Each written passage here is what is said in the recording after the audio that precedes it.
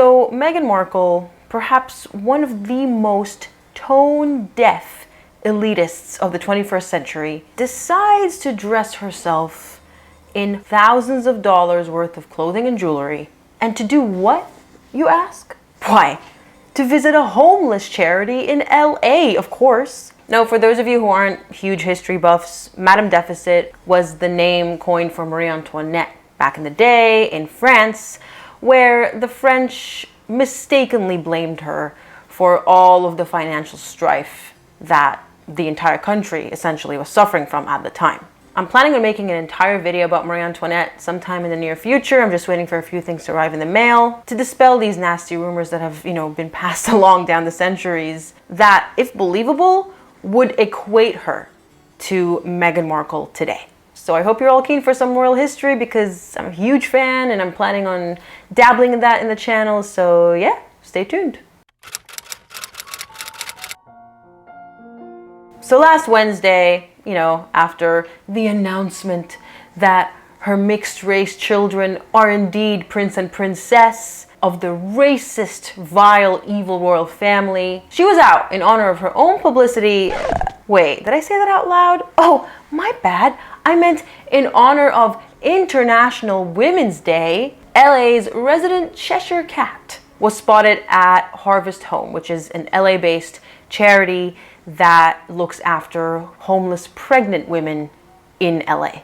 And what a coincidence that she yet again managed to be captured by none other than the dial-a-pap service Backgrid, who yet again seemed to know exactly where and when to find Meghan to photograph her. Such clear, sharp photos of a woman who looks awfully cheerful at being papped. I mean, you can even see it in this video. She's thanking them and smiling and just being downright pleasant towards them, which is very impressive considering this woman has taken it upon herself to wage a war against the media. But I guess it's just the British media, and the paparazzi in LA they're nothing. They're tame.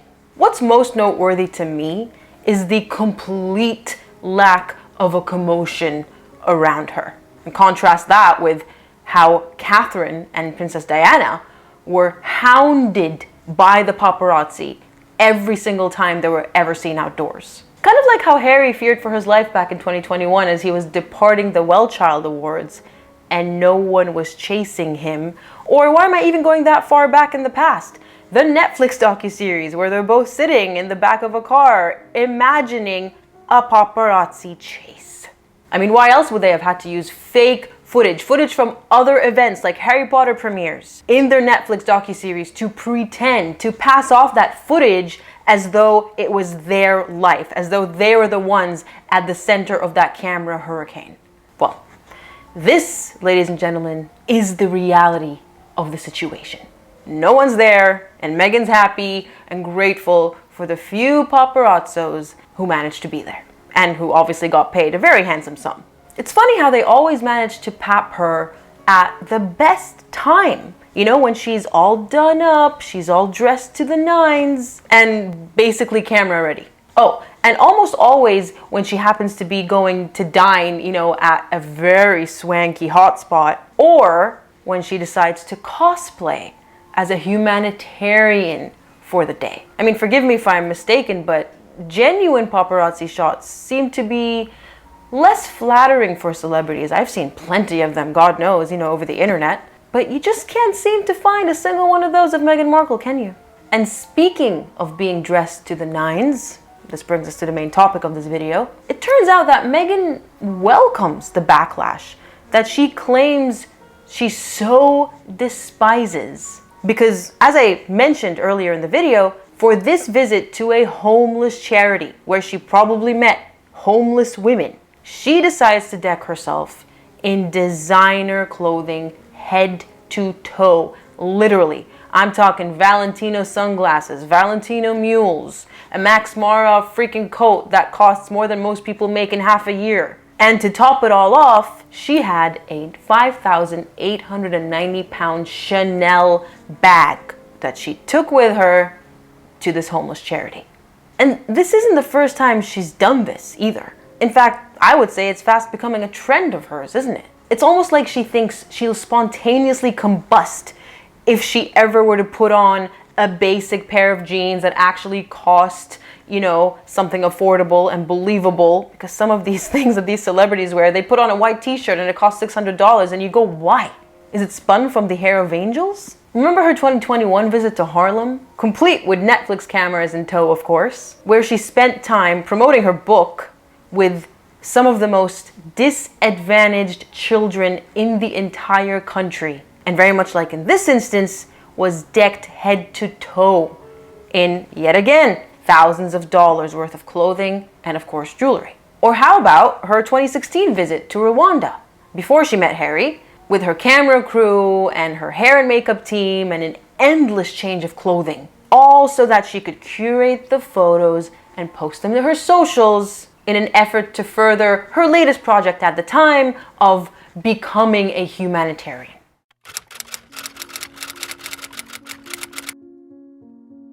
Now, those of you who aren't new would know that I'm no fashionista, all right? So I don't make a habit of talking about what anyone wears. I couldn't care less how much they're spending. It's her money, after all. This isn't being funded by the royal family. So in any other circumstance, I steer clear of these topics because to each their own.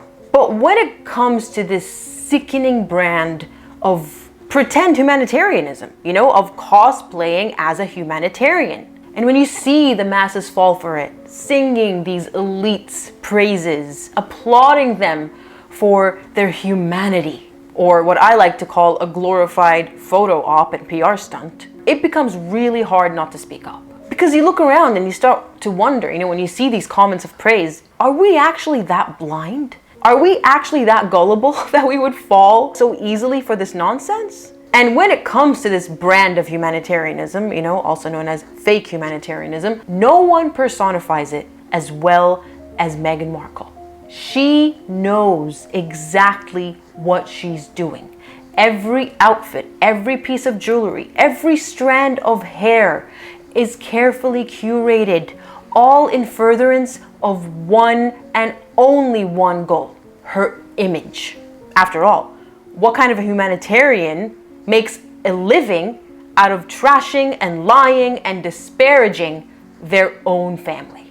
Now we know, thanks to various sources like Tom Bauer's book Revenge, people who've known Meghan, who've grown up with her, who have since spoken out, and even from her own socials, her own Instagram, her own blog, The Tig, we know that she has always been a woman who is absolutely obsessed with attaining as much fame and fortune as humanly possible. And she was never just satisfied attaining it, but flaunting it was just as necessary. I mean, she once pretended that the Tig was meant to help people and show them that her lifestyle is attainable and it's relatable. I wanted a place where I could share these great experiences I'm able to have and make it inspirational for people, but also a reminder that it's all attainable. When we all know that it was just a platform for her to show off, to flex. And when she gets papped dressed in the nines like this, despite going to a homeless charity, that's what the ultimate goal is: to flaunt. She has followed social media. She has looked at articles and comments about her long enough now to know that people always manage to find out exactly what she wore and to break it down piece by piece to tell us exactly how much each piece cost. She knows this, and yet she persists because she gets a kick out of it. How else are we to know what she wore and how much it costs? We also know that she knows how to tone it down, like she did in the 2019 South Africa Royal Tour, where she swung to the opposite extreme and many argued was severely underdressed in some instances for a royal who was on a working royal tour. She was doing her job at the time. She wasn't off the clock. And while I didn't notice it myself, full disclosure, like I said, I don't pick up on these things. I'm not really into fashion. So I don't know that there's a certain level of put togetherness that they have to attain on their royal tours. When I see her dressed casually, I thought, okay, maybe it was just a casual event. But I remember at the time, many commentators reported on how underdressed she was for the time, so much so that it was considered, not disrespectful necessarily, but just inappropriate for a royal. Now, you can easily argue that she's damned if she does, she's damned if she doesn't, but if you actually break down the expensive items that she wore on the Australia tour, the Moroccan tour, and then how cheap she went for the South Africa tour, you can see that they are actually two opposite extremes. And being Meghan Markle, I would say that that was entirely deliberate on her part. Now, back to the argument of her money. Many people use this argument to defend her when there was that huge backlash after the Harlem visit, because everyone thought that her showing up dressed like that was so distasteful. But proponents would say, well, it's her money.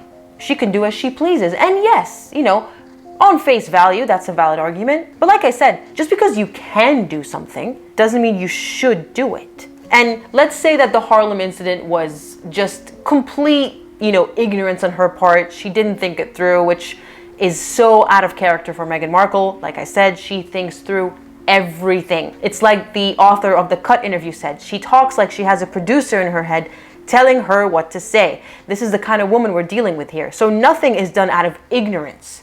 It's all willful.